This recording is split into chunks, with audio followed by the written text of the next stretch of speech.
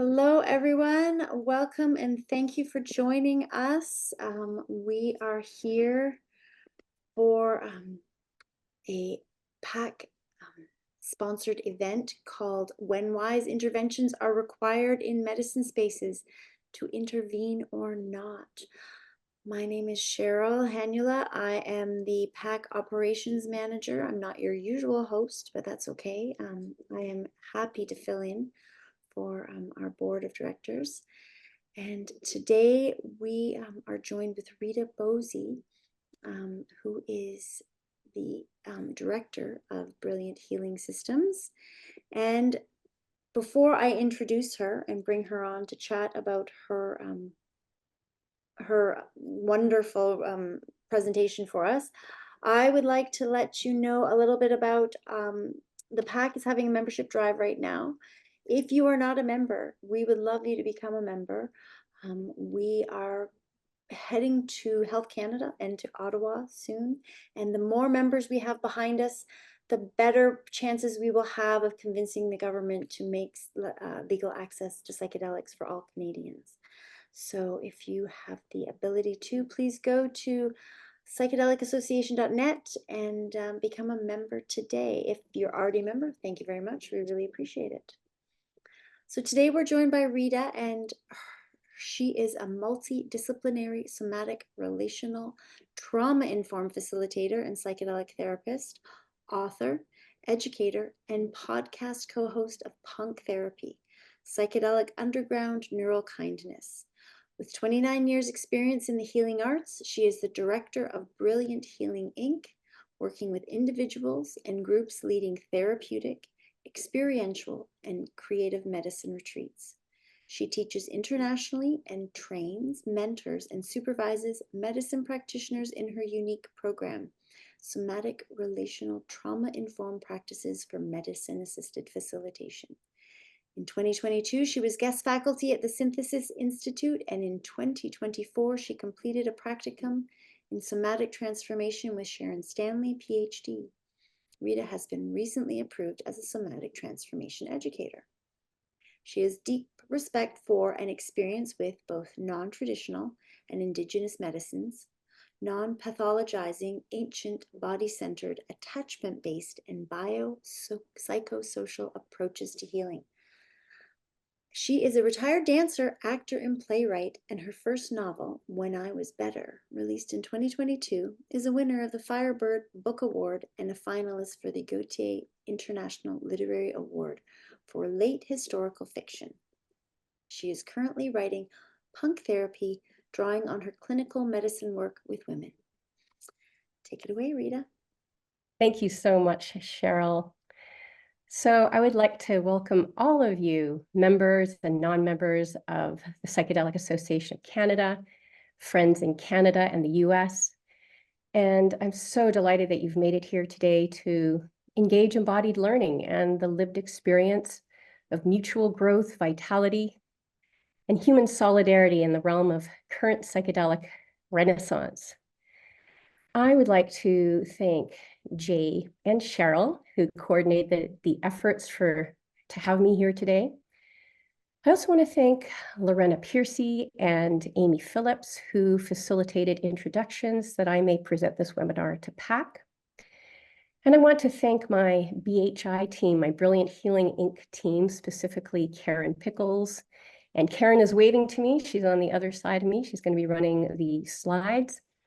And Ken Cameron, my husband, and all my teachers, mentors, therapists, and clients with whom I am made more empathic, embodied, and humane.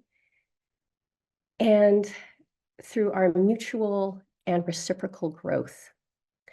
I just want to let you know that I've been quite sick, so my voice sounds a little bit different. So I might have to stop, have a little sip of tea, have a little lip balm, and that'll give you time to digest a very dense presentation. So we'll take little breathing moments. I also want to thank Rachel Harris for offering valuable feedback on this presentation. As you know, Rachel Harris is the author of Swimming in the Sacred. It's a fantastic book. I also want to thank the work of my beloved teacher, Sharon Stanley, who draws on the research of Alan Shore, Darsha Narvaez, and Antonio Damasio, and many others. I'm thrilled to be passing on the legacy of Sharon's 40-year body of work, weaving it into therapeutic preparation, medicine facilitation, and the embodied integration process of psychedelic-assisted therapy. And most importantly, I would like to acknowledge the original stewards of this land and the knowledge keepers of this territory known as Calgary. So in the spirit of respect, reciprocity, and truth, we honor and acknowledge Mohkinstsis and the traditional territory of Tree 7. We acknowledge all nations, Indigenous and non, who live, work, heal, guest, create, and play on this land, and who honor and celebrate this territory. So I come to you from the psychedelic underground, where I belong to a cherished sisterhood and community of dedicated, committed, and skillful practitioners and students. So I want to tell you a little bit about me. I've been in clinical practice for almost 30 years with foundations in somatic, relational, and touch-informed practices. I've facilitated medicine work for well over 400 individuals in private, group, or cohort journeys. And in the last 5 years, I've been accompanied by a wonderful team of practitioners without whom I could not do what I do. And you can listen to the podcast I co-host with Dr. T, and you've already heard about that, punk therapy. Or you can check out my Linktree for more information about my work and learning opportunities. But what is more salient about me is what my ancestors, my parents, and my family lived through in Hungary in the 1900s.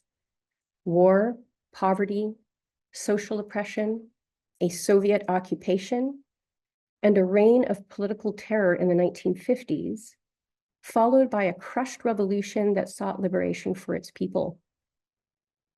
My parents are refugees.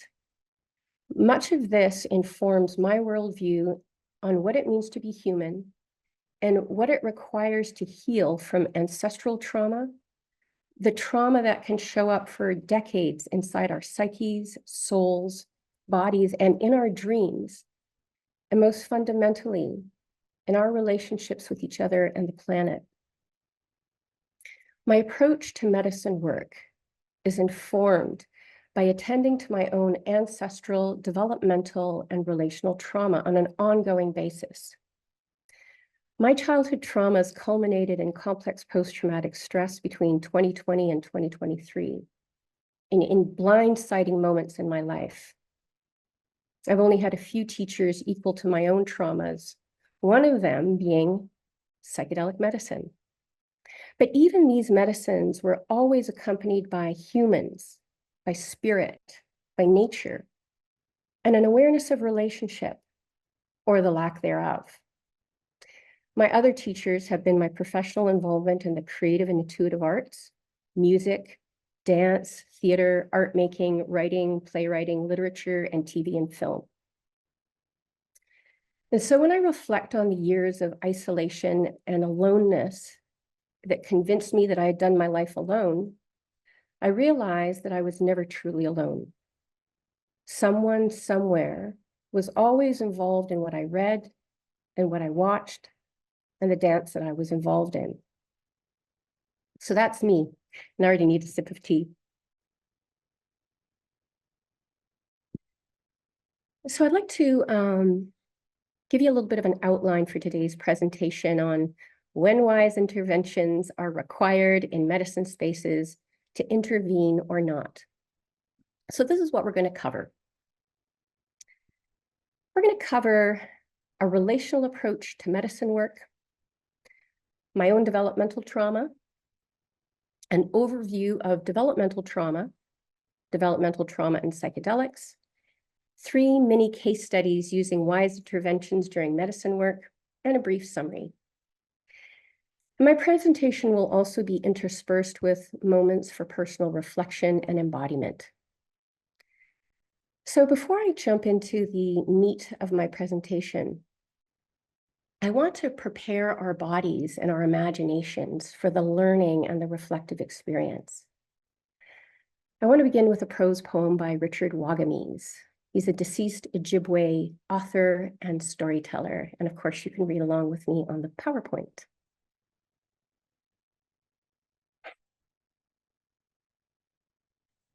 From our first breath, we are in relationship.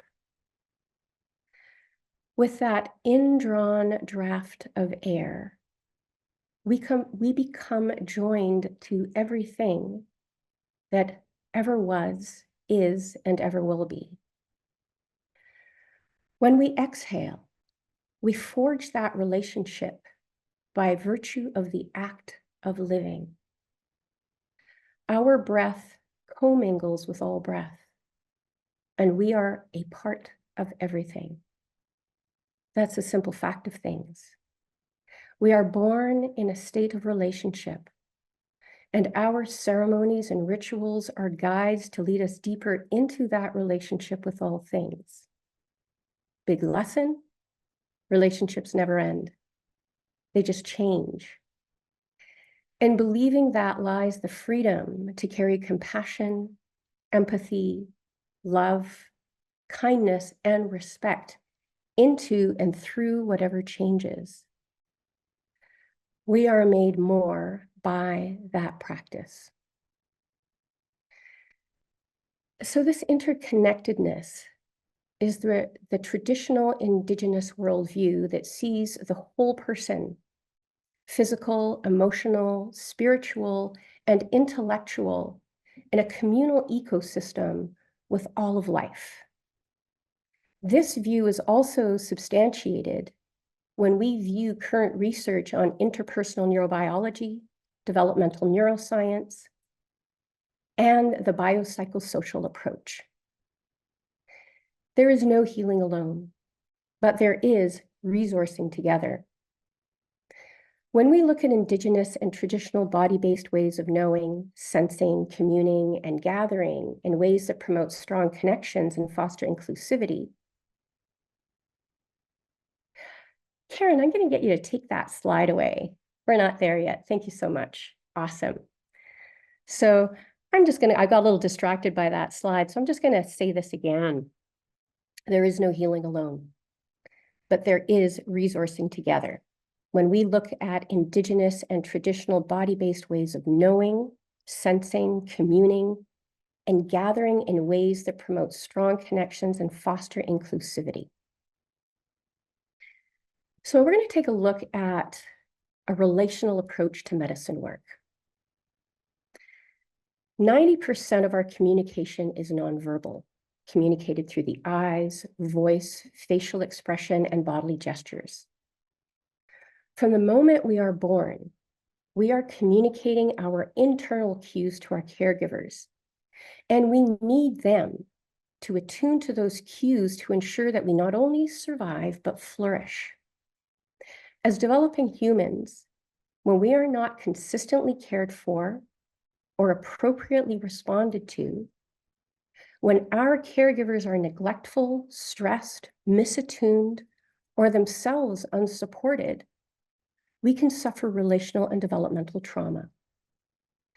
Such relational and developmental trauma can lead to living in pain, disconnection, and chaos. To flourish as humans, we need others to co-regulate, co-reflect, and to grow our brains with. We need this on an ongoing basis for life. It is the same with the psychedelic space. We need others to get our cues, to come into relationship with us when we have dropped into developmental gaps, dissociation, terror, and places of thwarted growth. So how do we, as practitioners, intervene wisely or not during a medicine session? Well, this is a relational art form. So I'm noticing amongst my international students that there is much debate on whether or not a facilitator, guide, or psychedelic therapist should intervene or not during a medicine session. I'm advocating for a more relational approach to medicine work. One of the common ways of practice in many new and developing protocols is to trust the innate inner healer of the client and to trust the medicine and their interplay. We as facilitators are there to hold a compassionate, abiding, and non-interfering presence. I don't dispute this, the inner healer, the wisdom of plant medicine, and the importance of an abiding, compassionate presence in the guide. And there is more. My clients and my students are showing me they need more companioning. I can see it in their eyes and the awakened expressions on the faces of practitioners I supervise, in the nodding of female-identified therapists, in the flat-face affect of cisgendered male clients, in the anxiety of all genders who are grasping to understand their inner chaos, their sensations of anguish and numbness that's blocking them on some level from living purposeful and fulfilling relationships.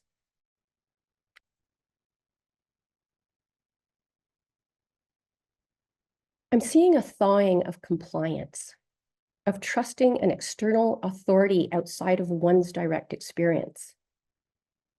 I'm seeing the quiet and restrained reflection in both above and underground practitioners, and those that have studied in colonial and patriarchal systems. Therapists with decades of experience are quietly discussing their inner knowing. A commiserating is happening. And that commiserating is that there is something missing. So while some students want to adhere to and trust the going way, which is let the medicine and the inner healer do the work, others have stayed silent, complying to a body of work that encourages a non-interfering hands-off approach. I have no issue with keeping fear out of the picture.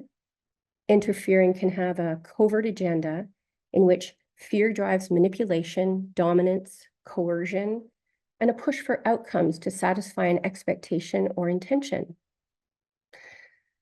But rather than simply not interfering, trusting the inner healer and providing a safe and compassionate container, in our complex world, something more will be needed.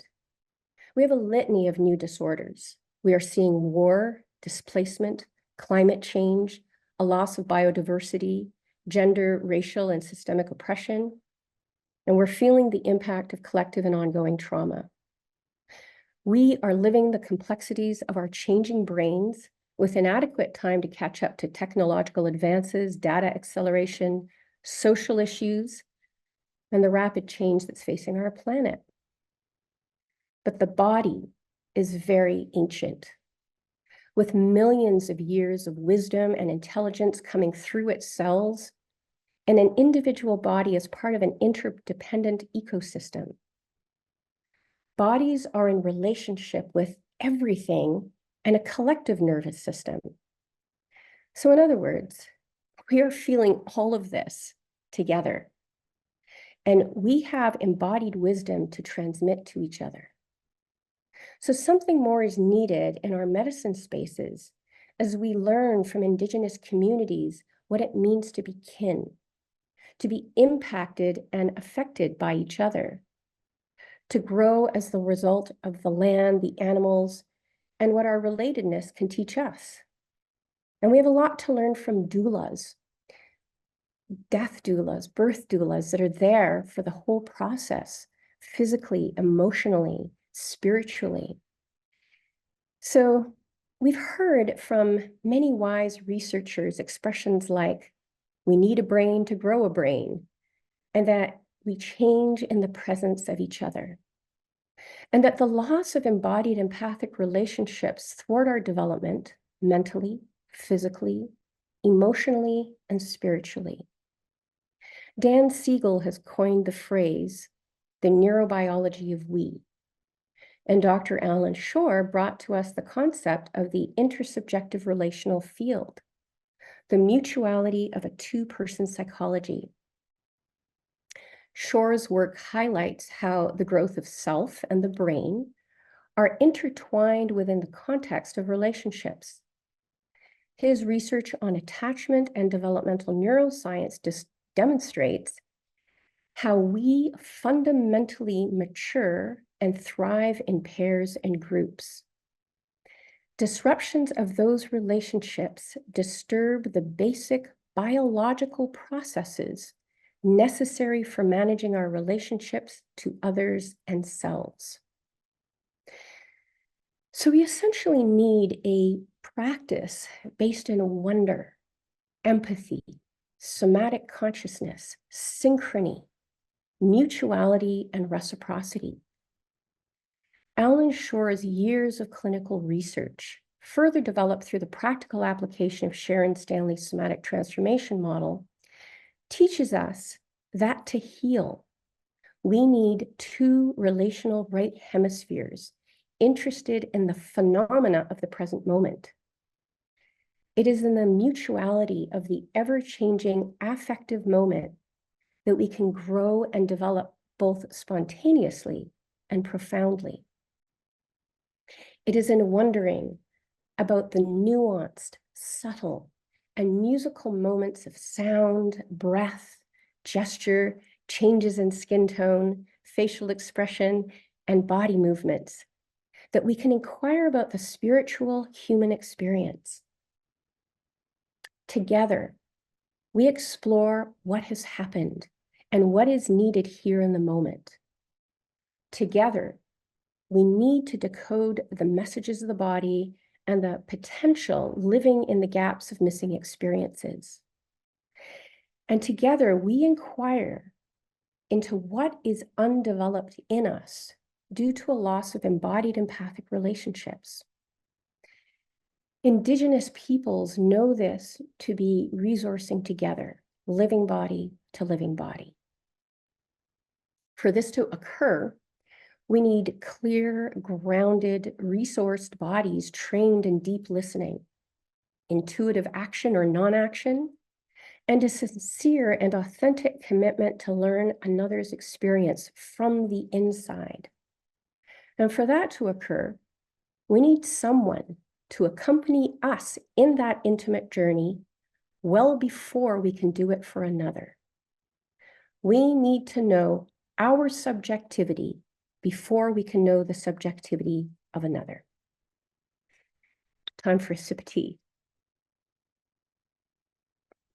So just as an aside, I teach and communicate like an octopus. It's a bit of a joke in my trainings, with many arms and many strands of information. But I always promise to bring it back to why we are here. And I hope for you to have something to take away, something to reflect on in your approach to healing, relating, or facilitating in the medicine realm. I'm going to take you down a little path here and relate to you a little bit of my personal journey with developmental trauma. So it's common knowledge that a stressed caregiver is not an attuned caregiver. I heard that from Gabor Mate. I grew up hyper aware of the burdens, past and present, that my parents carried. I learned from a young age to absorb my mother's terror and pain, to hide my true feelings, and to turn inward to figure out my next strategy to avoid, solve, or prevent the distressing scenarios I encountered almost daily in my family. This kind of panic, this existential threat overcame me early on, and I struggled with simple human interactions. So as a way to deal with the anguish and the complexities that face me, I slowly fragmented. Relational ruptures without repair were a weekly occurrence in my family. Rejection as punishment. Pressure to succeed gave me momentum between collapsed states. And for a really long time, I couldn't look people in the eye. I was afraid that they would see inside my rotten soul. The corners of my mouth, you can still see them. They kind of drew downward into a permanent state of sadness. And my belly often hurt from being so contracted and protected. I thought as a young child, and then as a teenager, and then a young adult, that I could starve out or purge the pain. Well, essentially anorexia. Self-loathing and paranoia were part of my self-care system, and I couldn't stand living in my body. I worked harder than everyone else, hoping that if I were perfect, I might win friends, family, and love. But mostly my heart was excruciatingly broken. I saw my parents explode, implode, collapse, and withdraw. And by the age of 8, I swore I would never have children or get married. Well, I was right about the children, but I was wrong about the marriage. I've been married 22 years, and it's the biggest masterpiece of my life. Sorry, I got a little choked up there thinking about that. But when I do the research, the witnessing in myself and in my medicine clients, I now understand that I've been suffering from developmental trauma, a mighty cocktail of relational trauma and ongoing polyadverse events. This has required a whole lot more of me to heal than trusting my inner healer and the medicine. My body, too, is in an interdependent ecosystem. It has required decades of brilliant somatic therapists, medicine work, friends, my husband, my own ongoing research, reflection, contemplation, somatic meditation, and a dedicated practice of somatic consciousness to recognize when I wobble or I drive myself into the developmental ditch. It's taken me decades to become a decent enough human being and bucket loads of self-empathy. The same empathy I offer my clients suffering from psychological, emotional, physiological, and spiritual turmoil. The amount of psychedelics I've ingested therapeutically and recreationally, if medicine and my inner healer could have done it, it would have done it by now.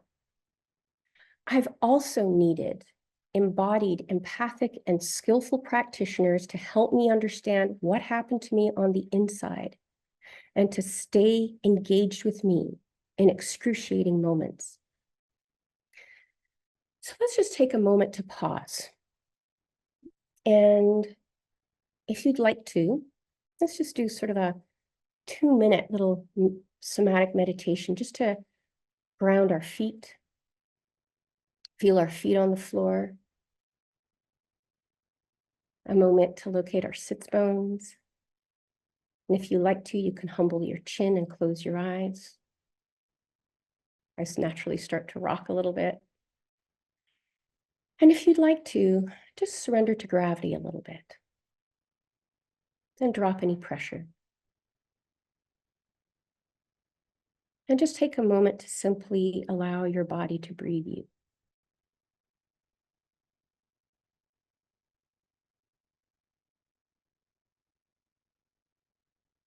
One of my favorite quotes on embodiment comes from Julie Holland's Good Chemistry, The Science of Connection from Soul to Psychedelics. Karen, I'll have this next slide. Thank you. Embodiment is about our connection to our animal selves, to the meat, as it were, of our existence. To deny or repress our own animal nature, or to never have felt it at all, is to cut off from our life force. When we are embodied, we are bonded with the self, feeling our feelings and trusting our body's signals. This allows us to hear our own quiet voices. And this connection is the basis of intuition and authenticity. So now let's get a working understanding of developmental trauma and its impact on expression, embodiment, and belonging. So you can bring up the next slide. There we go. Thank you.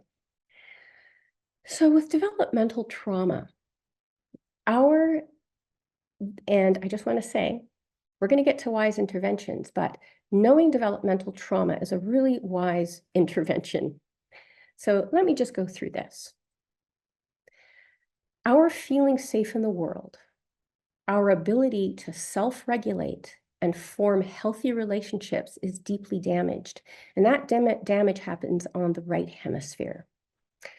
developmental trauma affects our most primitive development and our sense of belonging. Traumatic events occur during sensitive and critical periods of brain development. So you have this damage to the right hemisphere, you have this effect on the lower cortical regions of the brain, which is the first to develop. So your foundations are compromised. It's also, and this is very key, it's associated with traumatic separation from a primary caregiver, with mental and emotional abuse, and very early experiences of neglect. And the thing about neglect is often invisible. Your parents can be emotionally unavailable or cold, and children don't know anything other. So they think, that's the way it was. And they have no incidents to report. They know something's up, but they don't have any sense of having been beaten or abused. But there's this sense that something's wrong and I don't know what's wrong with me.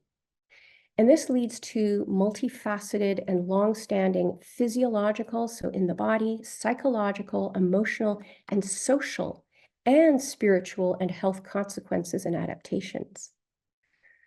So let's talk about the roots of developmental trauma. So these roots emerge from early interpersonal trauma, and it develops from prolonged and cumulative interpersonal trauma. So it's chronic. And then there's a sense of repeated interpersonal traumas, and they disrupt the development of secure attachment to caregivers. So it's relational in nature. And it disrupts the foundational, emotional, and physiological regulation. So it's affecting our well-being when we're children and then into adulthood if it's not treated. And it's always connected or often connected with caregiver impairment. So your caregiver is either addicted or they have their own traumatic experiences and adaptations that have not been treated as well. And it can also occur from witnessing family and community violence, such as systemic oppression.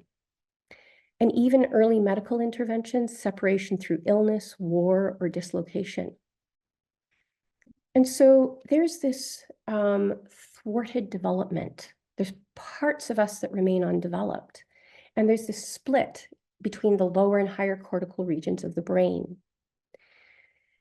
And this traumatic victimization has profound effects on a child's neurodevelopment, relationships, learning, and health, and then later in the adult.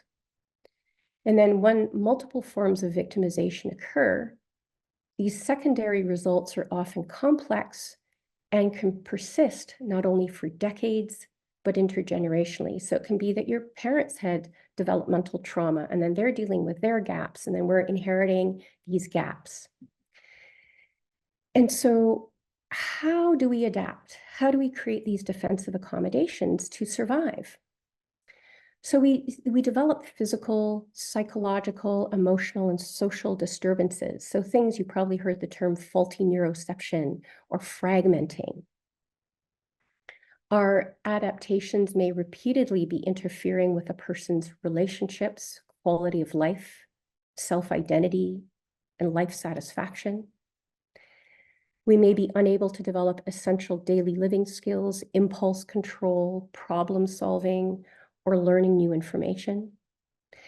And it precipitates the emergence of chronic and severe traumatic adaptations. And this includes anxiety, dissociation, depression, aggression, compulsive behaviors, addiction, suicidal ideation, or chronic illnesses. And it affects our self-esteem, our self-worth, and our sense of lovability. We feel this sort of vulnerability. And then faith in family, friends, and the world is, again, compromised. We may have lifelong challenges in developing and maintaining trusting relationships. And then our life energy is used up for surviving threats even after they've been removed. And then there's this development of defensive psychological, physiological, and social accommodations to protect life and to protect our hearts. And so because we have these severely broken hearts, it's essentially we have to sever our hearts to survive. And that's done through that kind of Sometimes getting very rational, sometimes getting very much up in our heads because it's far too much to feel this crushing blow of severed relationships. And so what happens to the brain? The traumatized child and later adult is developmentally stuck in their primitive brain. The lower parts of the brain ensure survival and response to stress. So we kind of end up in survival mode. Very little information can get passed up to the higher parts of the brain where rationalizing happens. So that's that split I was talking about. And we get easily overwhelmed. And it's really important to know that the brain develops sequentially from the bottom up. And in developmental trauma, the brain continues to develop, but our executive functions develop over top of gaps in the lower regions of the brain. And this is just a very short little piece here, but for healthy brain development, what happens is babies gain information about the world through their senses, through sight, taste, smell, hearing, and touch. And these little humans really need appropriate attunement and care and love and responsiveness and safety and predictability and also consistent repair. And like all humans, they need sincere, interested, engaged, and dynamic interactions. It's a dance of reciprocity. And so we need a different framework when we're dealing with developmental trauma. And it's different than working with trauma that's experienced later in life. What developmental trauma requires is the strategic use of co-regulation. So the therapist functions as a co-regulator. And this is the beginnings of the wise interventions. We need to be able to know when someone is getting dysregulated and with developmental trauma. So we're working with the felt sense from the body up. I talked about this dance of synchrony, and this can include playfulness, creativity, collaboration. And it's about noticing subtle changes in perception and an arousal. And then working together, we experience the moment by moment emergence of difficult material. And then we need to be able to oscillate and support these clients between terror and life force.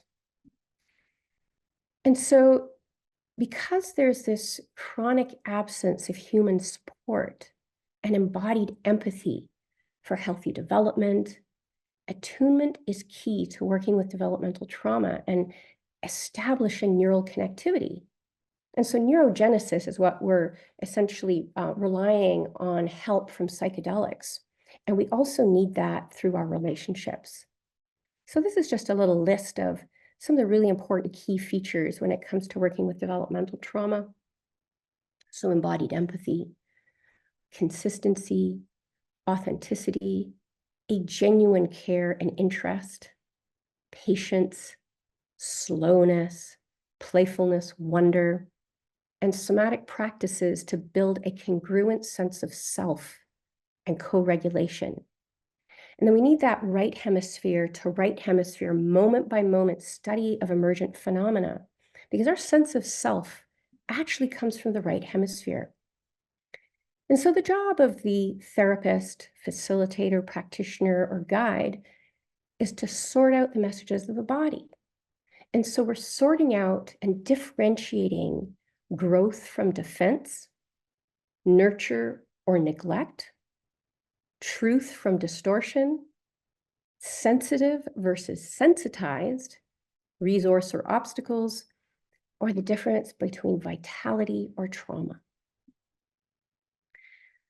So in the next list and the upcoming lists, I'm going to ask you all if there's anything that you recognize in yourself or in your clients. I might rest my voice just a little bit while you read through these lists. So I'm going to cue Karen to take her time, and I'm going to sip a little bit of tea as you read through that list.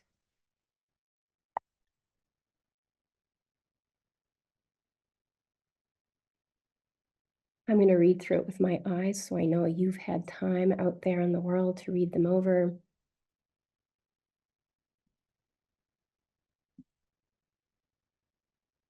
And Karen, go ahead and go to the next slide.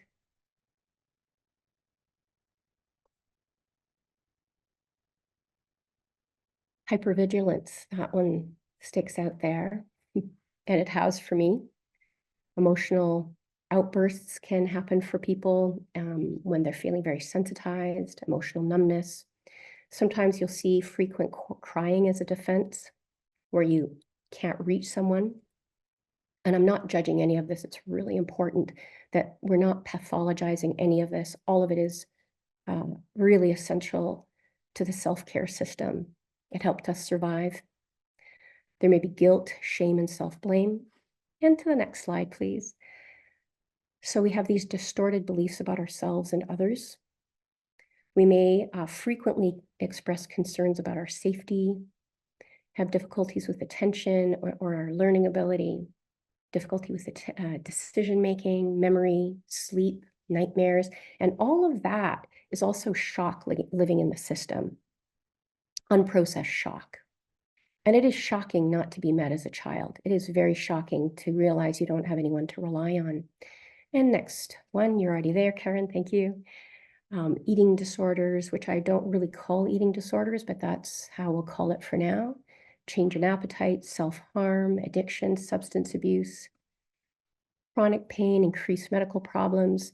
And then there's that inability to regulate our fear response or our body's reaction to fear. And often what we call autism, I've spelled that incorrectly on the slide. No, I haven't. I've spelled it incorrectly here.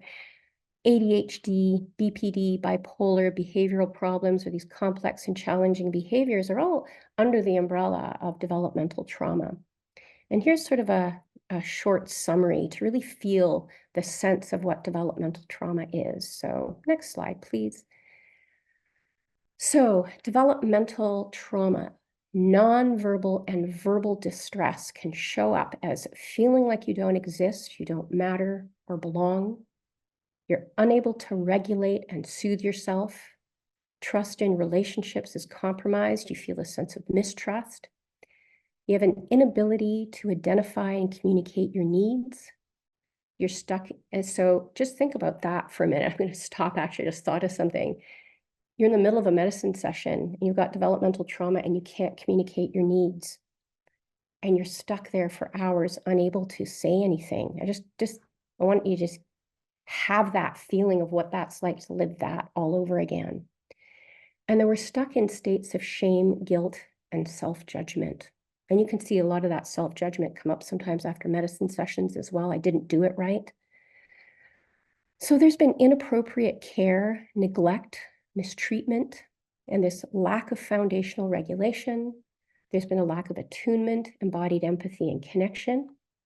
And people with developmental trauma have these missing experiences of being known and felt with and heard and believed and companioned. There's this sense that people aren't getting me. I've just not gotten.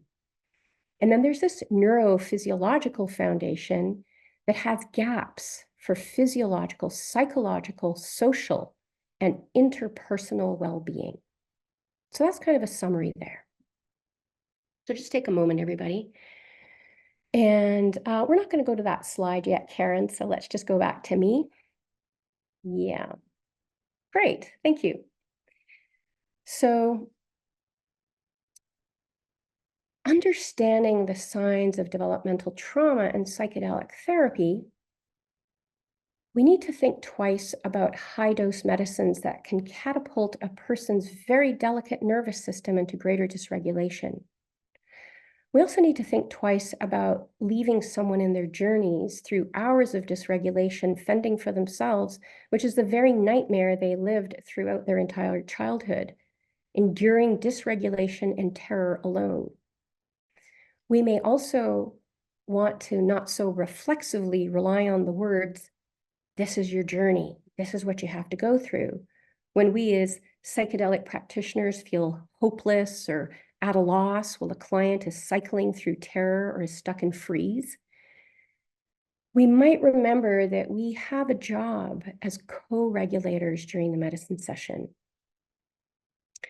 We might begin with something more like, something very frightening is happening for you. I'm here with you.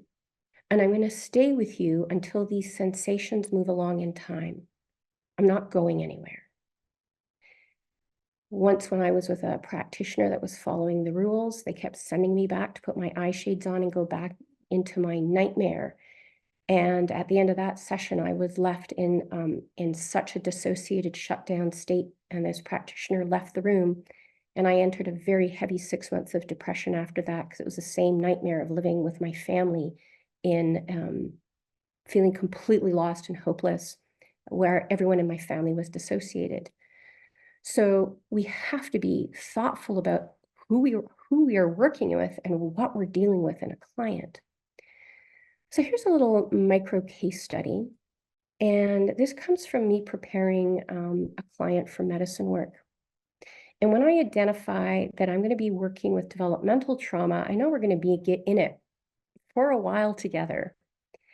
So it can take months of understanding the client, the nuance of their movements, facial expressions, the tones in their voice, comprehending what it feels like to be them, to understand their strengths, what they value and cherish, and to build trust for co-regulation, all before I introduce medicine.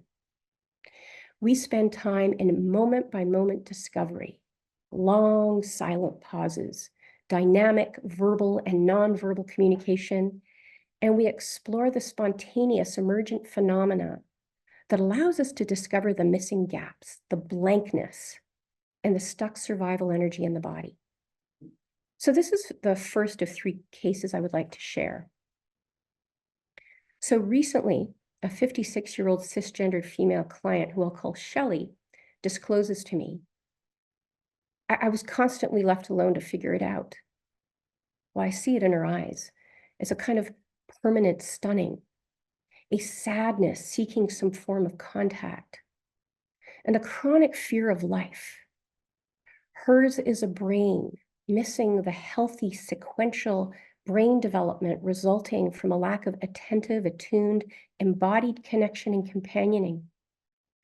She had to grow up so quickly, propping up 2 people so they could star as mom and dad in the show. In the isolation of her bedroom, she skipped the healthy, normal developmental sequences that could give her information about herself, others, and life. She says to me, I can't make decisions for myself. I mean, it's the simplest things. I start something, and then within 3 days, I sabotage myself. What the hell is wrong with me? It's a classic developmental trauma. And I ask her, so why are you so committed to this work?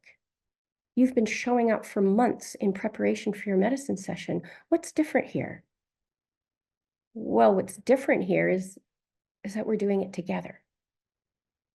I look down at her hands and her fingers are knitted together.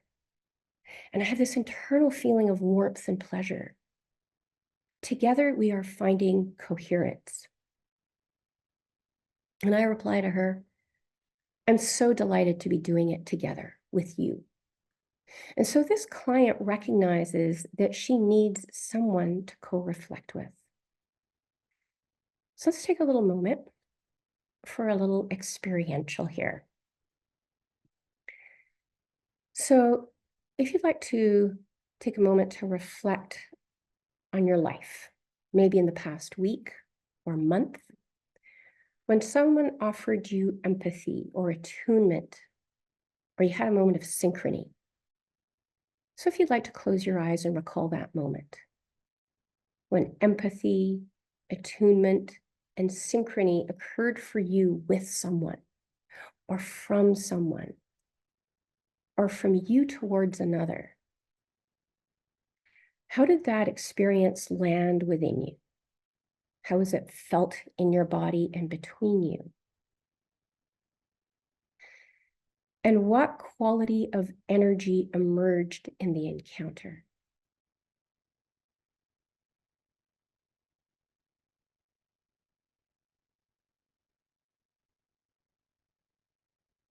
And so now, recall a moment when someone misattuned, They might have offered a blank stare, or they offered words of advice that totally missed the mark, or they made kind of a swift verbal dismissal of your concern, like don't let it worry you, or oh, I wouldn't think about that. So now take a moment to recall such an experience.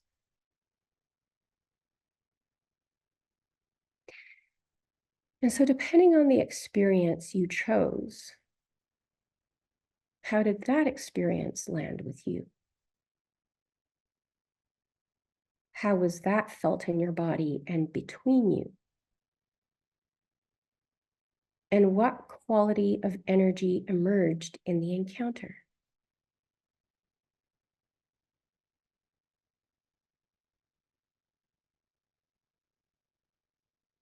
So let's just land together for a moment, because this may have been sensitizing for some people. So how do we apply this knowledge in medicine work? Well, we can engage with our clients when we notice that they are lost, cycling in a pattern, in terror or in defense, so that we can together discern what is happening beneath the client's words, actions, and inside their bodies. Signs that a client may be going into an adaptation to cover gaps can show up as gratitude bypass, endless philosophical insights, a desire for something different to happen, a desire for more medicine, the disembodied telling of a story and repetitive movements, or the nothing is happening experience.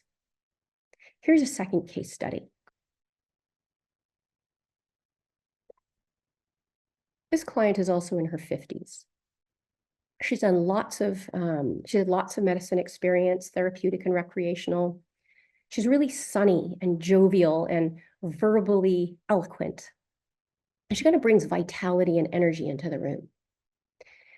And she wants to explore a more embodied somatic experience with medicine. She can often feel this kind of sense of dismemberment, this sense of like coming apart at the limbs.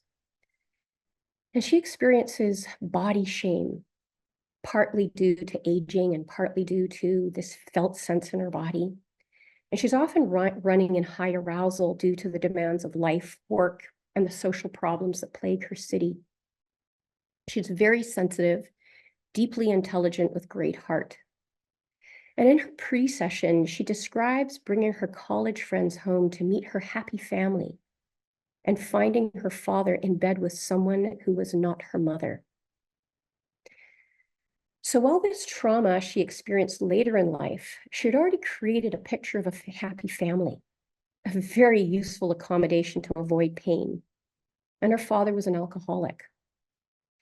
She also feels a lot of contraction in her body normally, and she had sort of really sore back and glutes when we started. So before her medicine session, I invited her to try a Yamuna ball. They're these really fabulous balls that work on the fascia, and we sort of rolled out her glutes and her IT bands before she ingested medicine. In this session, she ingested a synthetic psilocybin, and she spends the first hour in a kind of writhing and tossing and turning and flailing, and she can't get comfortable. And this goes on for about an hour. And she keeps insisting, I'm resisting, I'm resisting. And her energy just keeps going up into high arousal. And you can't process trauma in high arousal. The body needs to be in optimal arousal to process trauma. So I finally say, and I'll call her Angie, I put my hand on her shoulder and I say, Angie, I might suggest that you're not resisting, but rather that your body is showing you all that you have been trying to contain on your own. And she stops flailing. And all of a sudden, she grows very quiet and still. She lays down, and within 5 minutes, she's crying from a really deep place inside. She feels into the depth of sorrow, and she's accepting touch over her heart to support the unbearable. And it's this very deep, authentic cry. And she's in touch with the profound loss and sorrow on her father's side. So in this case, one well-placed reflection on what may be happening based on my knowing of her saved hours more of flailing dysregulation and self-judgment. She could touch into the unvarnished truth and felt sense of her early experiences and intergenerational trauma. So let's pause for a moment before I present you with a third case study on how to work with developmental trauma during a medicine session using a relational medicine. So I'm going to get you to, again, maybe rearrange yourself, stand if you need to, cross and uncross your legs, maybe stretch them out, close your eyes, and get comfy as I do a little play for you. See if I can recreate this for you. Or you can keep your eyes open. So I will call her Pat. Pat's in her 60s, and this is her third medicine session with me. We've been working together for over a year and a half and doing regular somatic sessions between medicine work. She suffers from chronic fatigue, dysregulation, heart arrhythmia, and self-doubt. She suffered chronic emotional neglect growing up and bore the burden of her own self-care as a child. She has developed a deep somatic practice in her daily life and now lives on her own. She's a woman of deep intelligence, heart, and integrity. And so what I'm going to describe to you is what happens in the first 27 minutes of the session. And as I said before, we're working with relational medicine. I want you to know that when I convey this little scenario here, there's much more space between the talking, but that would take too long today. So I'm speeding it up just a little bit, okay? So I've started the session, just to remind myself, I've started my session with doing some cranial sacral work, holding her heels and slowly, gently moving up towards her. And she's lying on a mat. She's in my room. And by the time this dialogue starts, I'm to her right. I'm sitting on the floor and I am very close to her. Pat. It's hard to meet. I'm struggling to meet this sympathetic activation. Rita, can you describe how it is that your body is experiencing that sympathetic activation right now? It's like a contraction, like a pulling inward. Rita, yes, that's what you learned to do to protect yourself and your heart. Her eyes suddenly have this startled look to them. Rita, yeah, that's what you saw. And now there's quivering. And what happens when I show it to your body, that quivering? My hand is over her heart, making tiny quivering movements. Pat. It's bigger in my body. Oh my God, then it's everywhere. Oh, it's everywhere. Oh, it's everywhere. I bring light and playfulness to the moment. We laugh together.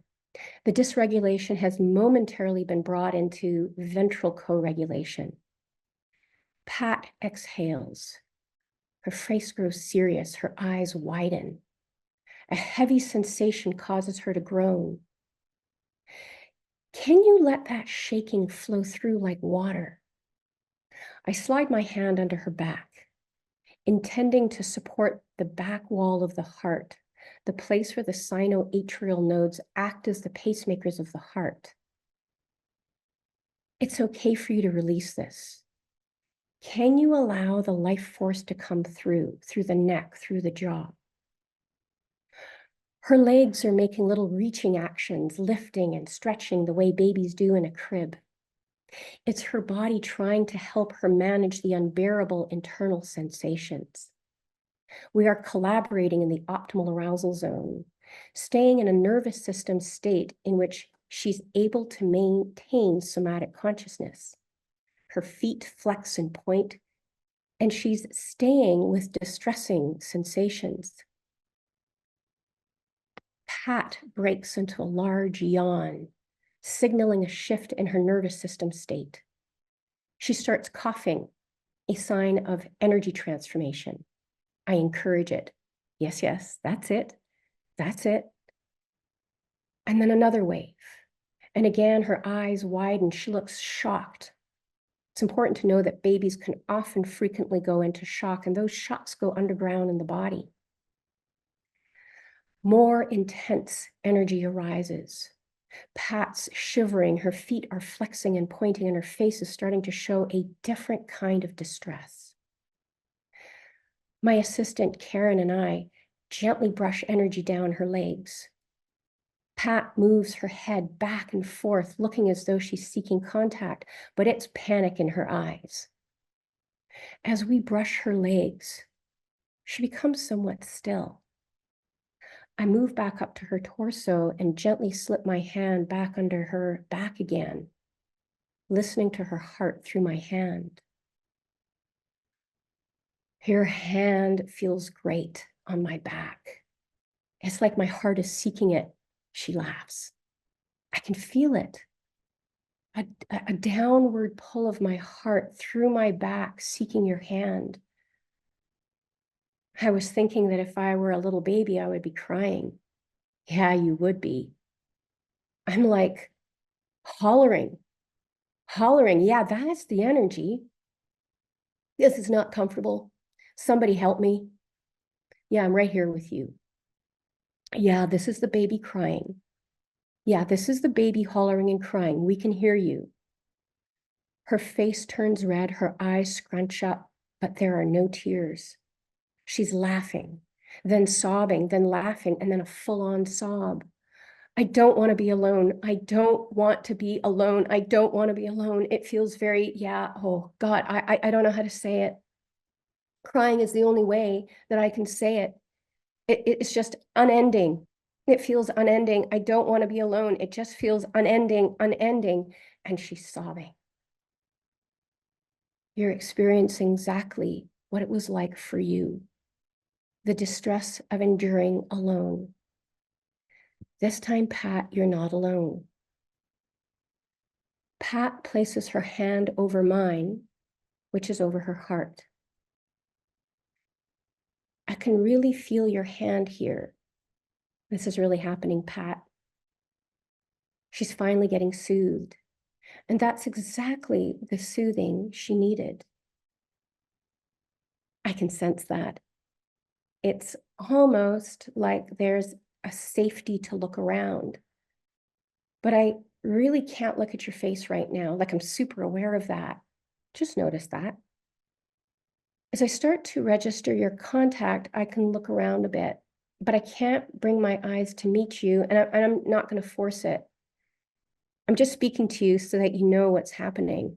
Absolutely. The eyes are so intimate, and there's safety in not looking just yet. Just to enjoy the safety of looking around as you come to register that physical contact. Oh my gosh, this is so weird. I remember this picture on my wall. I was in my crib. I have to ask my mom if there actually was a picture on the wall. It was like this baby lying with one leg up. Its arms were like this, and it looked so happy and peaceful. I keep looking for that image. I don't know if it's a memory. My heart feels it too. Would you like to explore that image in your body? What it might feel like to explore that position? Pat accepts. Oh my God, my heart is starting to close in and I'm starting to feel angry. Well, I'd feel angry too if I were crying and no one was coming. She starts to break into tears again. Her face scrunches up. Oh, she was so little and so alone. I'm going to slide my hand under your heart again. My other hand is on her chest. I feel like I'm grasping at you, like I don't want you to go away. We smile and we laugh together.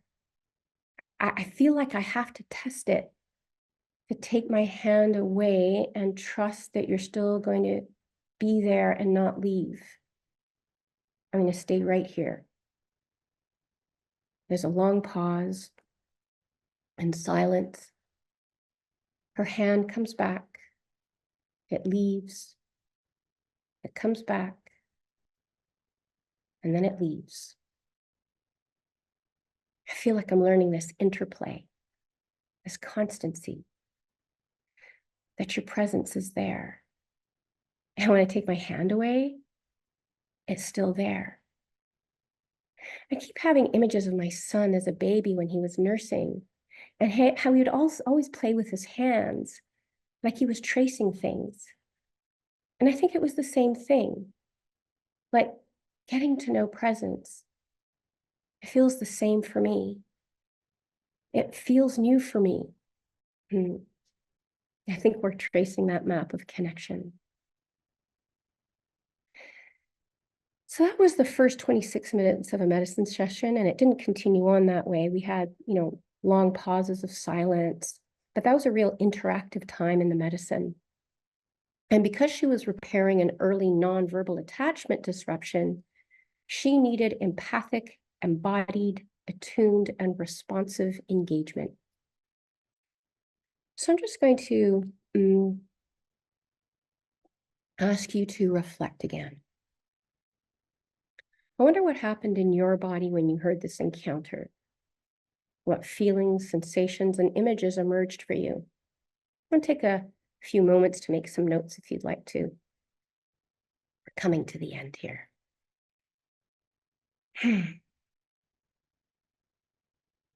So, when we're considering the question of intervening or not during a medicine session, we can't know what interventions are needed until we know what we're dealing with in a client. And we can't fully know what medicine combinations, doses, and timings would be most useful until we get a sense of the inner landscape of the individual. Each human has a unique imprint and no individual is the same. And a client is different in each session. Sometimes they will need your full-on involvement, and at other times your quiet presence for periods of time or hours. And it takes time to get to know a client and to develop the relational synchrony to follow their change process in an attuned way. It's a very delicate balance, one requiring embodied empathy, intuition, skill, and clinical practice. So I'm advocating for a more relational approach to medicine work when intuition calls for our involvement as practitioners in moments when a client is lost or distressed. Our education and our phenomenological inquiry allows us to observe when a client has dropped into a vulnerable young state. This may require a deeply reassuring, steady, and thoughtful way of communicating, companioning through words, gestures, and touch, and sometimes nonverbal interplay of our faces. Sometimes a client may want to touch your face when they're in a young state. And in some cases, it's eye gazing, physical holding, stroking the head, or any sort of creative thing that you come up with between the two of you. And it's not an arbitrary offering. It is in tune with the person, their gender, their age, their cultural ways, and who they are, and what developmental stage they've dropped into, and what you know of their lived experience. We assess in the moment. How much of their adult is online witnessing the child? And what kind of support does this adult need, this adult with developmental trauma? What support do they require as they drop down into a terrorized, frightened, or shamed child? If there is little of the adult online, we have an ethical responsibility as facilitators to offer the most intuitive intervention that helps restore regulation, to bring the conscious adult back online with a restored sense of safety and dignity. We attune to those places that remain undeveloped, requiring our sincerely curious, interactive presence with lots of good space in between. The nonverbal does so much in these cases. When you watch these changes happening in people, you can sense them, you can feel them with your own body. And we need two relational right brains in sync. We rewire circuitry through sincere interactions so the client can co-reflect make new connections, and feel a deepened sense of embodied self. In developmental trauma, it is the right hemisphere that sustained damage, and it is through the right hemisphere that we co-create a coherent sense of self.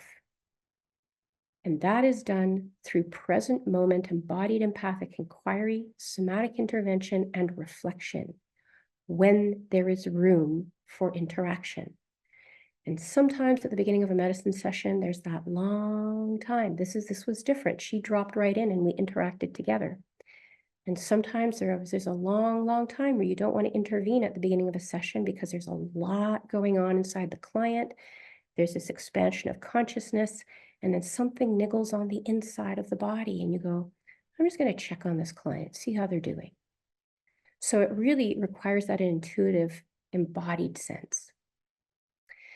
And so as more people seek healing through psychedelic medicines, it is wise to have at least a basic understanding of developmental trauma if you're a sitter, guide, or psychedelic therapist. And developmental trauma is not easy to work with, and it requires a very skilled somatic approach to integrate these sensory fragments and build relational trust. So as sitters, guides, and clinicians, we need to discern if we have the skill and the medicine experience to deal with the fallout when distressing material emerges and needs on-the-spot co-regulation and engagement. It's really easy to re-traumatize an already abused and neglected client whose body lives with the daily storm of high arousal and dysregulation, which only pushes people away from them. They need to know that there is someone who is grounded, secure, embodied, and empathic, someone who's willing to feel into that storm with them and not just leave them there in the nightmare of their childhoods. You can leave a person in a medicine journey to contend with themselves when they're surrounded by a trusted, long-standing community that welcomes them back as wholly after a journey. But what happens when you leave someone alone in a difficult journey, a person who's suffering the effects of isolation, addiction, abuse, neglect, and a profound loss of family and friends? So we're all learning. And I want to know what you're finding out in your work and what your process is. Let's check in with your experience as to what is needed, missing, or yet to be created. And so I want to just go to a final quote. And actually, before that final quote, I just wanted to say that one of my recent students, after I did a demo, she said, that's what I've been intuiting this whole time. So it's already in the intuition. The intuition's catching up.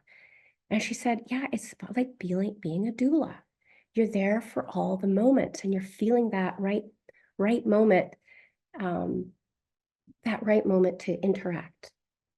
Anyway, this is a favorite quote of mine by John Joseph Powell, The Secret of Staying in Love.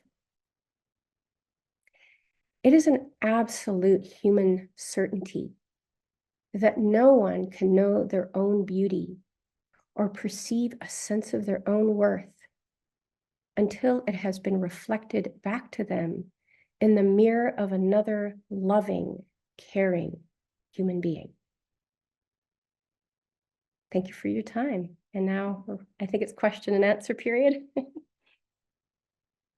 Wow, thank you, Rita. You did wonderful being sick. You didn't cough for once at all. That's awesome. Unbelievable. I can cough now. Yeah, go ahead. Mute yourself and cough all you want. That was phenomenal. Thank you so much. Oh, you're so welcome. You yeah, I'm kind of a bit speechless right at the moment, but I have a really Good. big Stay speechless. question before everybody else fills in the Q&A with their questions. We have a bit of time. We have about 16 minutes for questions. But I want to ask you, this is such a unique form of work. I'm really curious, like I know the training you talked about you've done, but what prompted it? What started that journey to get you to here, to where what you're doing right now? Because it's really unique. It's not something that I've ever, experienced before. Well, there have been different things that have prompted it. And I'm answering this question differently right now than I would have had you asked me before. But I think there have been times in medicine journeys or in group journeys where I have felt shamed by needing help, where I've been told to go back and put on your eye shades, or go back, or don't cry, or don't do, you're disturbing other people. And um, it really prompted me to think about, how are we training people? I'm sucking on a lozenge. On how are we training people, and that different circumstances require different things. And I'd already endured alone for so long in my life. My brother's 9 years older than I am. My parents were older when I was born, and they were really shut down and in high arousal by the time I was born. And I left home very early at age 13. I needed to get away. So I think it prompted me to find out, what do we need under different circumstances? I understand that there are different protocols and different ways that we ask people. I ask people to follow certain guidelines in group scenarios, but then someone will drop into a very early phase and they need help. We can't tell them just to go back into that nightmare. So I just got really interested in finding out that rhythm. Like, what is that rhythm? Because, even as I started facilitating medicine work, there was that feeling of, oh, I shouldn't be doing anything. I should, and there was that really weird feeling back and forth. And sometimes I would overdo it. I'd go too much in. And then I started to find out, what is this? What is this rhythmic dance together? And so it's like anything. It's like practicing dance, the piano, the violin, whatever. You start to feel that and develop it. And certainly my work with Sharon Stanley, I've been trying to discern, like, it's different in a session where you're there second by second, catching the nuance. You have to give more space between. So when I presented Pat's case, it was quite quick. There was a lot more space in between the words. You need that, especially when you're in an expanded state of consciousness. There's a lot of information coming in. So you have to feel that timing in your body. So I guess it's developed over time through personal experience, professional experience, studying, learning, and then refining something. It's always in refinement. Great question. So thanks. My big takeaway is co-regulation. Co-regulation is so important. We don't have it enough in our society anymore. It's all about being self-individualized, and Yeah, do it on your own, do it on your own. So I really appreciate the fact that through this work, you're bringing back co-regulation, because it's really important. We it's need it. absolutely necessary. And I think so many people get shamed into thinking they have to rely on themselves. That's one of the big colonial patriarchal fallouts that we have, is that there's something wrong with me, that I can't access it myself. It was never like that. I mean, even in indigenous cultures, when someone goes on a vision quest and they go out, they are consciously going out to source something in themselves with nature, and then to bring it back to the community. So it's never for yourself alone. Yeah, yeah. Mhm. Thank you. We have some questions, I believe. Oh, we've got quite a few in the Q&A right now. A couple of the questions are, will we receive the recording? Yes, of course. What we do generally is, it takes a while. We have a volunteer team to process the recording and put it on our YouTube channel. It goes into our online private member community first. And then I send it out to all of the people who purchase tickets afterwards, as well as it goes onto our website. So yes, of course, the recording will be available. The first question I have here is, sometimes I'm in the position of advising someone on who would be a good sitter, or listening to sessions that left them more confused than helped. What should a prospective client look for in a therapist? How can they know whether their sitter is good for them, and how can they raise this with their sitter? That's such a great question. Well, first of all, it's really important you ask your sitter, what work have they done? What kind of work have they done processing their own trauma? What is their ongoing process? Who are they supported by? Who did they study with? What is their process with medicine? How much medicine have they, what kind of medicines they've worked with? It's important that you feel a sense of authenticity from this person, like they're not trying to sell you on doing medicine work. That's really important. And sort of describe their process in work, what they imagine their process is to work with you. Okay, wonderful. Mhm. Thanks. Now we have another one. Do you have any resources or books you would recommend on developmental trauma? Yes, Nurturing Resilience by Kathy Kane and Stephen J. Terrell. Okay. Mhm. Maybe we can get that from Karen, and we can put it into the chat. Or could Karen put that in the chat with Karen the? can put it in the chat. Yeah, she's Yeah, going to go grab it off my bookshelf. excellent, excellent. Because I'm sure some people would actually like to go look it up. Mhm. And I don't know that book, so I can't write it in the chat. Really, really excellent one, actually. It's really nicely laid out. Yeah. Also Perfect. goes into touch and how important touch is for developmental trauma. Because Excellent, excellent. little babies need, I mean, we need all that holding to locomote, to feel our bodies, to be held securely. Yeah, very important part of the work. Yeah, yeah, wonderful, And excellent. touch practices, of course. Yeah. Thank you. Thanks for sharing. Mhm. Are there any complementary practices that therapists should learn about? I'm thinking about movement, touch, use of metaphor, etc. Love it. Yeah. I highly, highly recommend a Feldenkrais practice, Mhm. authentic movement, if anyone teaches it. I personally studied cranial sacral and visceral manipulation. I was also a shiatsu therapist for a long time.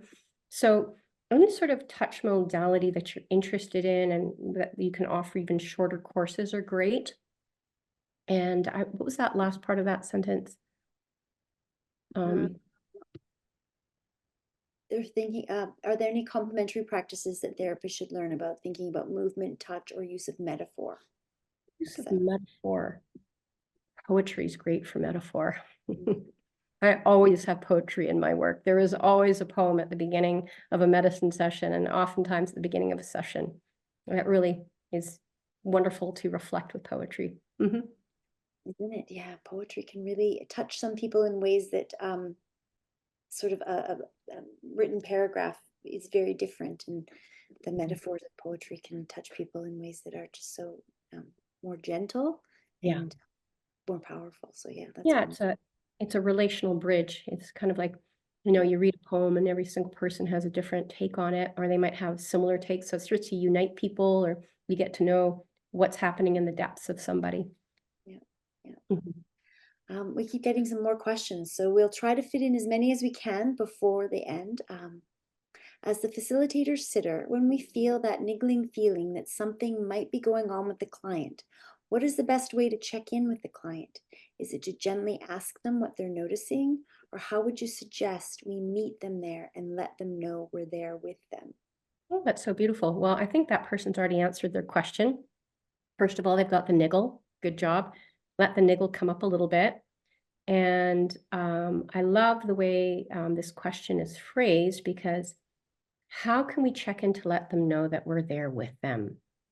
So that might be a really cool thing to ask beforehand and say to the client, hey, if you're silent for a little while and I sense something that you might need a little companioning, how would you feel if I touched you on the shoulder really gently, or I said, hey, or I might touch you on your shoulder and say, hey, just checking in. How you doing? And then they might just say good, and then you back right off, right? Or you might just say, hey, I just want to let you know I'm here. And then they might not say anything. And you go, oh, wrong niggle, right? So just maybe find a little code between the two of you beforehand to say, you know, if I've noticed that you're silent for a while and you've gone really inward, I might just, you know, gently come to your ear and say, you good? Yeah, Very quiet, gentle voice. good. Mhm. Yeah, nice, nice checking in. Yeah, Mhm. wonderful. Thanks, Rita.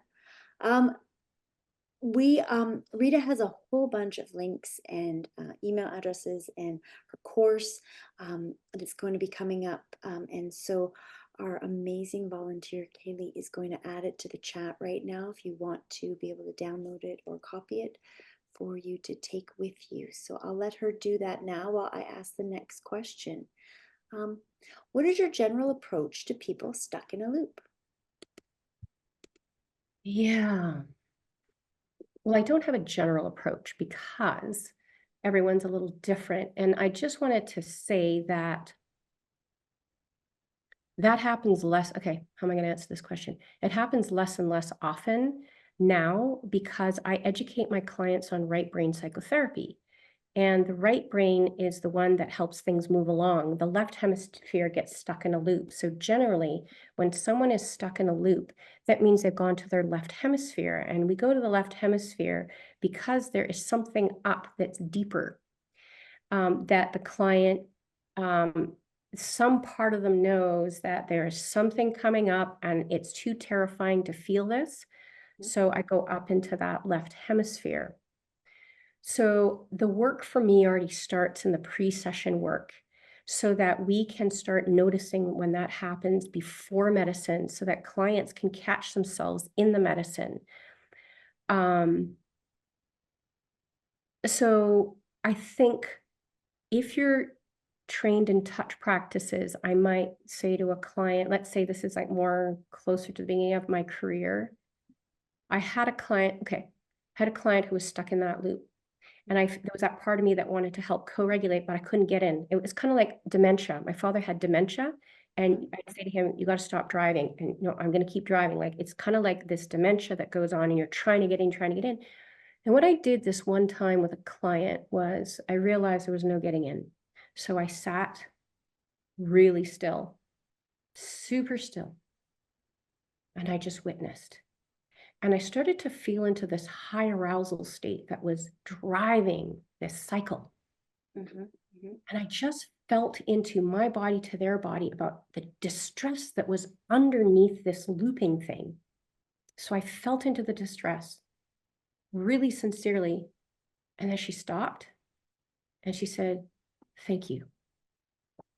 Wow, wonderful. And I was like, oh, thank God. Because it's easy to get caught up and catch the contagion and want to get them regulated. And you're like, there's no way in. And I can't. So I just backed up and she just felt me witnessing. And she started to realize that I was witnessing the feelings beneath the words, the neural state in her body that had her looping, the terror that had her going off into the left hemisphere cycling. Yeah, yeah. Sometimes stepping back is actually going forward. So that's really Totally. quite Non-interfering, yeah. but you're not But interfering, you're still having embodied sense yeah, of what's happening under there. That's the feeling level. Damasio talks about that feeling level. It's not emotional, it's the feeling level. It's in the cells. yeah, yeah. Wow. Yeah, powerful. Thank you.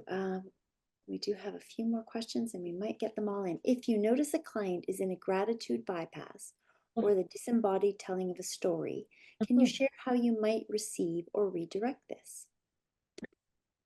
Yeah. Well, I had a client recently who she did some really great work at the top end, and then she started going to this gratitude bypass, and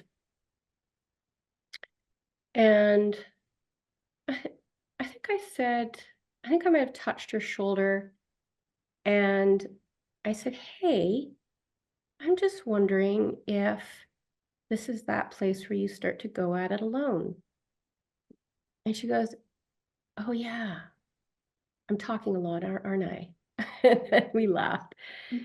So it's just kind of like a dropping down and just checking, and sometimes just saying to someone, just check in with your body and just, can you check in as to why you're telling me this, or the feeling beneath what you're saying? Mhm. What's the feeling beneath the words? Keep saying what you're saying, but can you stay in touch with the feeling underneath what you're saying? Mhm. Mhm. Okay. Okay. Thank you. Thank you. How do you introduce or offer clients touch and negotiate what is allowed in terms of closeness? That's a really important question. Well, that's a big course. I teach that in my training, you're right. But, it's really important that you either let so if you already use touch, you let your clients know what you're trained in. If you're not trained in touch, but you're, possibly gonna offer hand holding or a hand on the shoulder, you might just begin with, "Hey, there are times where touch is sometimes helpful for big rising energy or when you're feeling vulnerable. I'm wondering how you feel about the therapeutic use of touch." That would be a nice way to begin. That is. That's really it. That's good. That offers them the ability to it's their choice. Yeah. Yeah. And then there's a Yeah. whole big sequence after that. And I work with that in my cohort training. Oh, excellent. And Mhm. we've given the lovely PDF you've created to talk about your training coming up in the chat so people can download it if they like. It is 5:30, but I'm going to push through for one last question because I think Okay. we should have it, and then we'll let you go. If you have to leave now, we understand. You'll be able to watch this in the repeat. But how do you think we can help to shape the language to prioritize ways of being over just credentialing in this work? Mm, I love that question. That's why I wanted to answer. What Love do you that answer question. it? Well, I'm going to go back to Rachel Harris's book, Swimming in the Sacred. She really describes the way of being of so many underground therapists, so many of them women, and their way of being in the world. And I'm going to bring it down to this word embodiment because kind of moving away from, yes, self is important, but self is a very Western construct, colonial. And I think about it like an embodiment. How do Mhm, we embody? Essentially, what we're healing is disembodiment. mhm, mhm. Yeah, And so we can sense when someone has an embodied way of being or speaking or reflecting, and people will be drawn to you.